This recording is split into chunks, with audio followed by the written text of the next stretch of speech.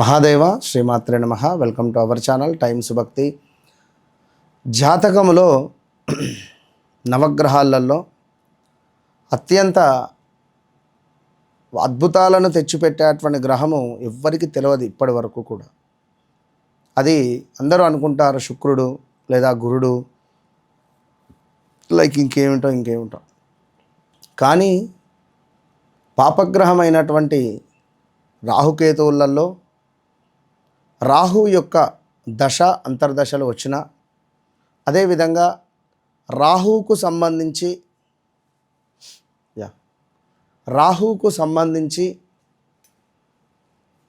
ఏమైనా మీ జాతకంలో మంచి స్థానాలలో ఆ యొక్క రాహు ఉంటే నేను చెప్పబోయే చిన్న పరిహారం చేసుకున్నట్టయితే ఒక్కసారిగా రాహు యొక్క అనుగ్రహం మీపై పడుతుంది. ఆ రెండు చూపులు రాహువి మీపై పడి మిమ్మల్ని ఎక్కడికో తీసుకువెళ్తాడు. రాహు అంటేనే మాయ. సో లాటరీ కావచ్చును, ఏదైనా జాక్పాట్స్ కావచ్చును, లైక్ ఏదైనా కావచ్చు, ఏదైనా గ్యామ్లింగ్ రిలేటెడ్ రాహువే. మరి ఈ రాహువు సంబంధించి మీ జాతకంలో ఏ స్థానంలో ఉందో ఖచ్చితంగా నాకు తెలియజేయండి. ఏ స్థానంలో ఉందో తెలియజేసినటువంటి పిదప మీకు ఎలాంటి రిజల్ట్ అనేటువంటిది వస్తుందో నేను చెప్తాను. అయితే ముఖ్యంగా ఇక్కడ రాహు ఉండేటువంటి స్థానాన్ని బట్టి కొన్ని 1, 2, 3 పాయింట్స్ నేను చెప్తాను. ఎవరికైతే తనుభావంలో అంటే నెంబర్ 1 1వ భావంలో రాహు ఉన్న ఎడల వీరు ఏ పరిస్థితినైనా కూడా సులభంగా మారుతారు. ఏ పరిస్థితులకైనా కూడా సులభంగా మారుతారు. గెలవాలనేటువంటి కోరిక, బాహ్య రూపం పట్ల ఆకర్షణ ఎక్కువ ఉంటుంది. అదేవిధంగా కొంత నెగిటివ్ ఆలోచనలు కూడా బాగా అధికంగా ఉంటాయి. మరి 2వ భావంలో ఉంటే డబ్బు, హోదా, తీవ్రమైనటువంటి కోరికలు ఉంటాయి. డబ్బు, హోదా ఈ రెండిటిపైన డబ్బు సంపాదించాలని కానీ, ఏదో హోదా కానీ, పలుకుబడి కానీ, కొంత బ్లడ్ తక్కువ ఉంటుంది కొందరికి. ఇమేజ్ కోసం ఎక్కువగా కూడా ఖర్చు చేస్తూ ఉంటారు డబ్బు. కుటుంబ విలువల్లో కొంత సవాళ్ళుగా వీరికి ఇబ్బందులు ఎదురవుతూ ఉంటాయి, మ్యారిటికల్ లైఫ్ కానీ ఏదైనా. ఇక 3వ భావంలో రాహుగ్రహం ఉన్న ఎడల బలమైనటువంటి కమ్యూనికేషన్స్, అదేవిధంగా వక్తగా, వ్యూహకర్తగా రాణిస్తారు. తెలివైన వ్యాపార దృక్పథము వీరికి ఉంటుంది. అదేవిధంగా 4వ భావంలో రాహు ఉన్న ఎడల గౌరవము, ఆస్తుల పట్ల ఆసక్తి, భావోద్వేగ అస్థిరత లేదా నివాసంలో తరచుగా మార్పులు జరిగేటువంటి పరిస్థితులు ఉంటాయి. ఇంట్లో నెగిటివ్ ఇంపాక్ట్ ఉంటుంది. అసలు ఇంట్లో ఉండబుద్ధి కాదు కొంచెం నీచలో ఉంటే. 5వ భావం చక్కటి గ్లామర్, అదేవిధంగా సృజనాత్మకత, భిన్నమైనటువంటి ప్రేమకు ఆకర్షితులవుతారు. ఆ విజయాల పట్ల తీవ్రమైన మక్కువ.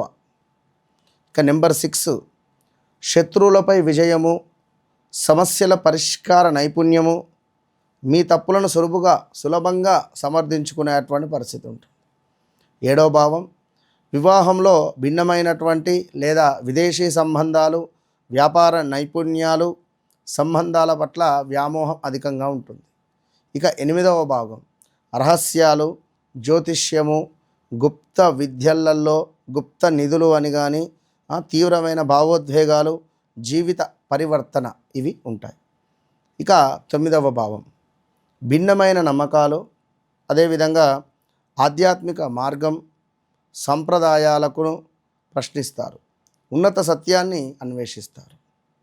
9వ భావం 10వ భావం బలమైన ఆశయము, అధికారం పట్ల కోరిక, ఏది ఏమైనా విజయం సాధించాలనేటువంటి పట్టుదల.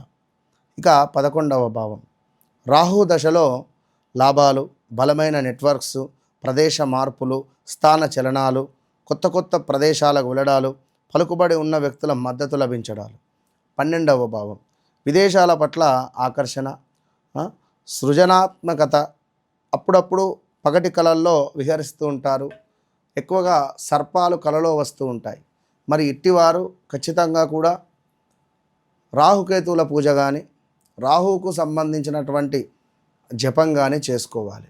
అదేవిధంగా ఇంట్లో ప్రతి శుక్రవారము 10:30 నుండి 12:30 లోపు మీరు రావి చెట్టు పుల్లలను సేకరించుకొని చక్కగా కర్పూరము, కొంత గుగ్గిలము, కొంత ఒక పిడక, కొంత ఆవు నెయ్యి, అదేవిధంగా నల్ల నువ్వులు, అదేవిధంగా కొంతమేర కుంకుమ కలిపినటువంటి బియ్యాన్ని, వీటన్నిటి మిశ్రమాంతో కలిపి ఒక తెల్ల ఆవాలు, పసుపు రంగులో ఉండే ఆవాలు, ఇవన్నీ కూడా కలిపి చక్కగా కూడా ఆ యొక్క పిడకపై ఒక మట్టి పాత్ర, పిడకను పెట్టి కర్పూరం పెట్టి వెలిగించి చక్కగా కట్టెలను పేర్చి నేతిని పోసిన తర్వాత ఆ కట్టెలు మంచిగా మండిన తర్వాత వాటిపై వీటన్నింటినీ కూడా వేసి ఆ యొక్క ధూపాన్ని ఇంట్లో వేయడం ద్వారా అమ్మవారు విపరీతంగా ఆకర్షితురాలైపోతుంది మన ఇంటికి.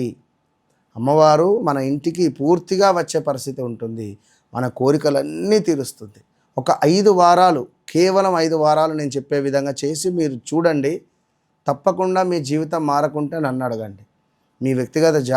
మీ యొక్క వ్యక్తిగత జాతక చక్రాన్ని తప్పకుండా చెక్ చేసుకోండి.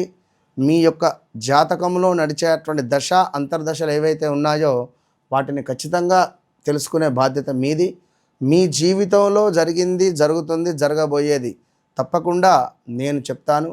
వన్స్ నన్ను కలవక ముందు, కలిసిన తర్వాత అనేటువంటిది ఖచ్చితంగా మీ జిందగీలో ఉంటుంది. All the best.